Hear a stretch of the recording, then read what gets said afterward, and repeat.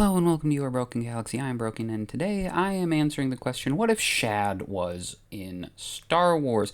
This is brought to you inspired by Shad from Shadiversity, primarily based on a video that he had yesterday. More on him at the end of the video. So, Shad was a Padawan of about 20 years old at the time of the Trade Federation's blockade of Naboo, but shortly after one of his best friends, Obi-Wan, was promoted to Jedi Knight, he was also promoted to Jedi Knight. Then, about 9 years after that, he and Obi-Wan, along with Anakin, Obi-Wan's Padawan, and Shad's Padawan named Jazor, they go to a mission to Takodana to help out Yoda's friend Maz regarding some local trouble she's having. As they're flying there, Shad looks out of the window of their ship and sees beneath him a castle.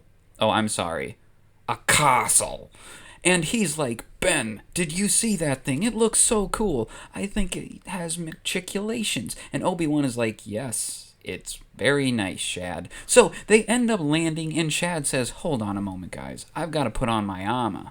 So they all go to the castle with Shad fully decked out in armor. Maz is like, so there are these guys that have been hassling me in the forest, and I need you to scare them off. And Shad is looking around the castle, and let me tell you, he is just completely and utterly appalled by the place. They go traipsing off into the woods to find the thieves, and Shad just can't stop himself. He is instructing his Padawan, saying, if you ever build a castle, you have to make sure the crenellations are tall enough to hide behind. That thing's crenellations were garbage, and my goodness, Ben, did you see? They didn't even have matriculations. They only had divots in the walls to make it look like they had matriculations. I can't believe I got excited for this.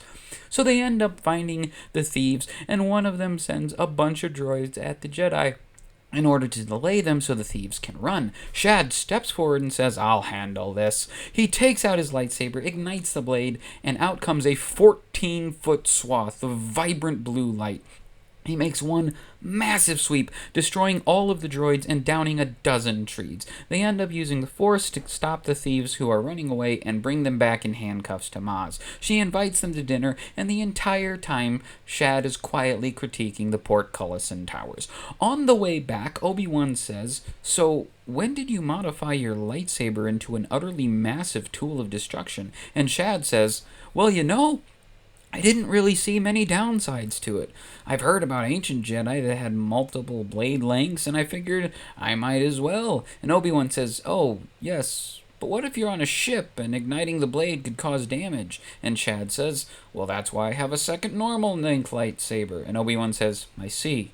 You're very wise, Shad. So after another year, the Clone Wars break out, and Shad is sent to Geonosis with Mace Windu. And he brings on his Padawan, who tells Shad that as soon as they get back to Coruscant, he's going to make a nice diorama of the bug world. So Shad and Jazor end up walking out fully clad in plate armor, including a visored helm, and when all of the Jedi reveal themselves and start igniting their blades, Shad ignites his own monstrosity of a saber. The droids come rushing out, but Shad just swings once and his blade arches through over 20 B-1 droids. As they get in place to fire at him, that he turns the blade to the flat side of it, which is 20 centimeters in width, and he deflects all of their blaster bolts back. He's racking up a kill count higher than Obi-Wan, Anakin, and Mace combined. However, his compatriots are overwhelmed. The Jedi end up getting rounded up, and then out of the sky, Yoda descends with the clones to save them. Obi-Wan, Shad, Anakin, and Jazor end up getting on a gunship to chase down Dooku.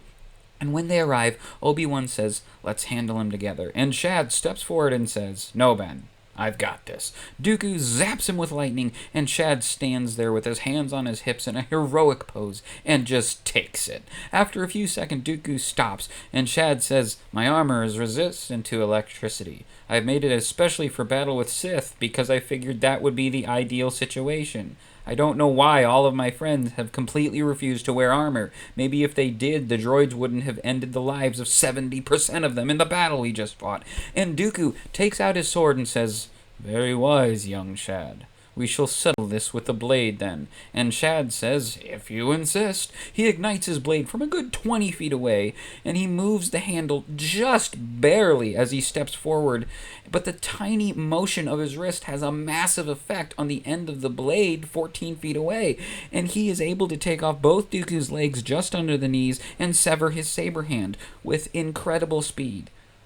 Jazor quickly pulls Dooku's blade to himself, as Shad has trained him to do if they ever find themselves in combat with a Sith that gets disarmed, and Shad lifts the visor of his helmet and says, "Surrender, Count."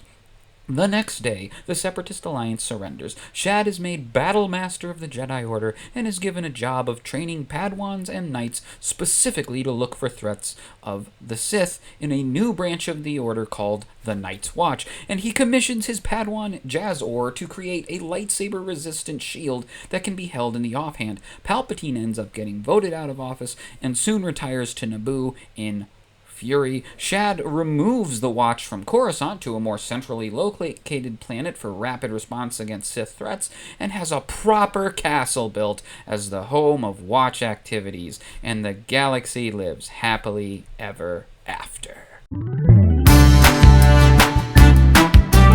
Well, that is my video for today.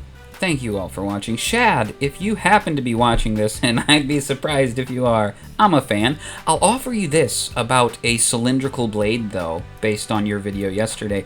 Maybe cylindrical lightsabers also have a primary cutting edge, but the Jedi are so skilled that in basically every example they are able to accurately hit on the edge. This is, of course, supported by the fact that Luke hit Vader on his shoulder in Empire Strikes Back, and it didn't slice off his arm. Luke wasn't finished with his training yet, and he hit him with the so-called flat of the blade. But what do I know? I'm just some jerk on the internet. Anyway, if any of you have never seen my videos before, I make comedy Star Wars content. If you have never seen Shadiversity's videos before, he makes lots of different things, but tends to focus more around ancient combat, swords, armor, castle, stuff like that. It's a fun channel. Thanks for watching. Please like, subscribe, and all that garbage.